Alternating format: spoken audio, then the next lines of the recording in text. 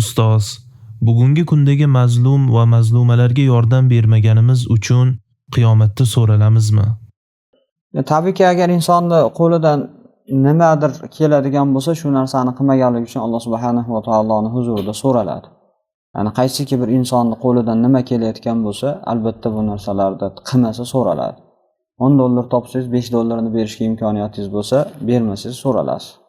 $10 topyapsiz, $9 o'zingizga ishlatib $1 berishga imkoniyatingiz bo'lib bermaydigan bo'lsangiz so'ralasiz. Eng kamida ularning haqqiga duo qilmaydigan bo'lsangiz so'ralasiz.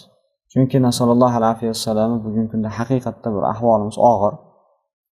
Xolid Roshidning gapi bilan nima qilamiz? Chunki biz bu haqda juda ham ko'p gapirganmiz, o'sha darslarimiz ham bor. Xolid Roshid aytadiki, Alloh subhanahu va taolo bizga mana bu voqealarda o'sha 2005da Danimark Rasululloh sallallohu alayhi vasallamni karikatura qilganda la'natullohu alayhim shunda aytganki, Alloh taolo buni imtihon uchun qilyapti. Bizni mavqeyimizni bilish uchun qilyapti. Alloh taolo bizni yordamimizga muhtoj emas. Alloh taolo bizni yordamimizga muhtoj emas. Alloh taolo bitta farishtani tushirib qo'ysa, bitta Jibroil kelib bitta baqirsa, Yahudiy naryoqda tursin, butun dunyo yo'qib ketadi.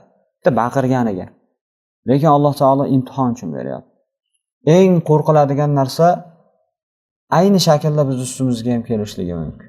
Ayni shaklda. Bu tarix, haqiqatda tarixda o'qishlikka tavsiya qilinadiki, tarixda mana shunaqa bo'ldi-da. Tarixda misol uchun xosatan biz ko'p aytadigan o'sha mo'g'illarni, tatarlarning qissasida birinchi misol uchun Xorazmga kelib, Xorazmni bosib olganda Bag'dod, Shom indamay turgan edi. Keyin Bag'dodga borib ayni shaklda qildi, keyin Shomga borib ayni shaklda qildi, to Misrga kelguncha. Hamma bir-birini qarab turavergan. Hozir mavzuimiz cho'zilib ketadi, o'shancha qisqa qilib aytamiz. Xorazmdan boshlagan, Xorazmdan keyin misol uchun Afg'oniston bo'lgan, boshqa o'tib oxir Bag'dodni yer bilan bitta qilgan. Islomda eng katta zarar beradiganlar ikkita. Solibchilar, o'sha nasoralar va mo'g'illar. Ya'ni kitoblarda shu darajada dengizga oqizganda kitoblardan ko'prigi bo'lib qolgan edi, ko'pligidan. Chunki Bag'dod madrasa bo'lgan. Kitoblardan ko'prigidan mana bu siyohlar suvning rangini o'zgartirib, to'planib turib ko'prik bo'lib qolgan edi. Shuni borib turib, misol uchun bitta aytamiz, bitta ayol mongol, mo'g'ul, tatar 1000 kishini bemalol kallasini bitta o'tkazib Shu darajada xorlik bo'lgan. Atrof indamagan. Ularga keldi. Bugungi kunda aytayapti-ku, misol uchun ba'zi bir ahmoqlar chiqib, tamomiy ahmoqlar. O'zi deydi, ular deydi dindan uzoqlashib ketgan edi. O'shancha Alloh taolo shu baloni berdi. Sen o'zi dindan yaqinmiding? Nega ayni shaklda misol uchun bizning joyga kelmayapti hali? Keladi agar mana shunaqa bo'ladigan bo'lsa.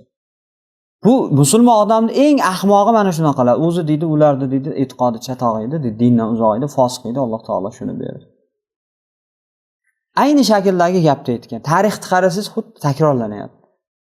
Keyin o'ziga sekin kelgan. Bag'dodni mazasini qochirgan. Shomni mazasini qochirgan. Shu darajada xor qilib tashlagan. Hatto aytamiz, tarixda kelgan Ibn Asir aytadiki, men buni yig'lab yozaman, agar ilmni omonati bo'lmaganda yozmardim deydi. Oson emas bu narsalarni menga yozish deydi. Aytadi, shuni mangol bitta kelsa, bir joyda bir 100 ta musulmonni ko'rib qolgan. Yeshallar to'xtab turib, silohim uyda qolib ketibdi deb olib kelib, bitta hammasini so'ygan. Mana hayotda yashadikmi, rohiniyada yashadik biz bu narsani. Shuni olib kelyapti, qo'lini kesyapti, qolganlari navbatda turibdi. Shuni olib kelyapti, kallasini olyapti, qolganlari navbatda turibdi.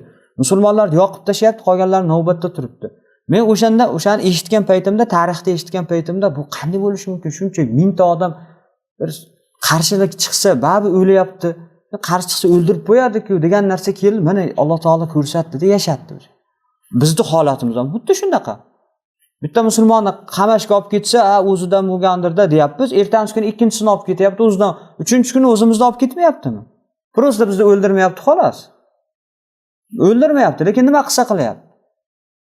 Qarang, misol uchun sallallohu alayhi vasallamga kecha bitta birodar misol uchun mana savol berdi.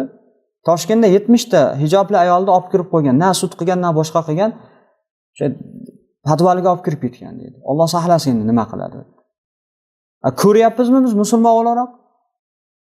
Bilyapmizmi mana shu narsani? Nega qo'limizdan nima kelyapti? Biz emasda deyapti. Albatta javob beramiz. Nafaqat bu narsadagi, G'ozzadagi. Har bitta qamoqdagi musulmon uchun javob beramiz. Qaytda bo'lishidan qat'iy nazar. O'zbekistonda bo'ladimi, Qirg'izistonda bo'ladimi, Tojikiston Qo'limizdan kelmaydimi? Keladi, lekin albatta bu narsalar uchun javob beramiz. Qarang, Sayfiddin Qutuz chiqmaguncha mana shunaqa holatimiz bo'lavergan. Biz Sayfiddin Qutuzni chiqishini kutmashimiz kerak. Sayfiddin Qutuz bo'lishimiz kerak. Sallallohu alayhi vasallam bilmayman, men oxirgi paytlarda Alloh taolodan bir mo'jiza so'raydigan bir holatga kelib qolganmiz. Haqiqatda achinarli, bitta muslima opamizni, singlimizni olib kirib ketib zo'rlayapti, xohlaganini qilyapti, ustidan mazah qilyapti, kulyapti. Indamay o'tiribmiz. Ayni shaklda boshqa joyda ham bo'lyapti-da. Qachon deysiz-da? Qachon deysiz? Mata Nasrulloh deyishdan oldin qachon uyg'onasan deydigan savol berishimiz kerak-da. Alloh taolo bu narsalarni hammasi bizga imtihon beryapti. Allohdan panoh so'raymiz. Doim ofiyatda bo'lishligimizni so'raymiz. Robbim Rasululloh sallallohu alayhi vasallamning hadisi bilan darsimizda ham, savolimizda ham hammasini nihoyasiga yetkazamiz. Qaysiki bir musulmon odamni boshqa bir musulmon odam yordamsiz tashlab qo'yadigan bo'lsa, Alloh taolo o'sha musulmonni o'zini ayni shaklda yordamsiz tashlab qo'yadi degan sallallohu alayhi vasallam. Alloh taolodan so'raymizki, Robbim bizni qalbimizni ochsin. Alloh taolo bizga islomning izzatini ko'rsatsin. Alloh taolo bizga bizga rahim qilmaydigan insonlarni hukmron qilib qo'ymasin. Robbim islomiy bir jamiyatda yashashligida kofirlarni xor qilishligimizni ko'rsatsin.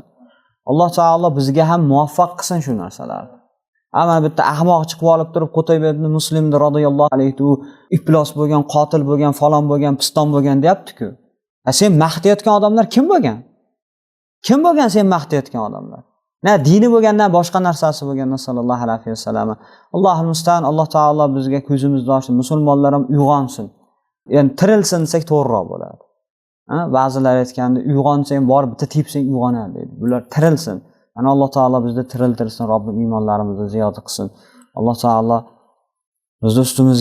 bizga rahim qilmaydigan insonlarni hukmron qilib qo'ymasin. Agar o'zimizdan chiqmasa, Robbim bizga bir mo'jiza berib Sayfiddin Qutuzlarni chiqarsin.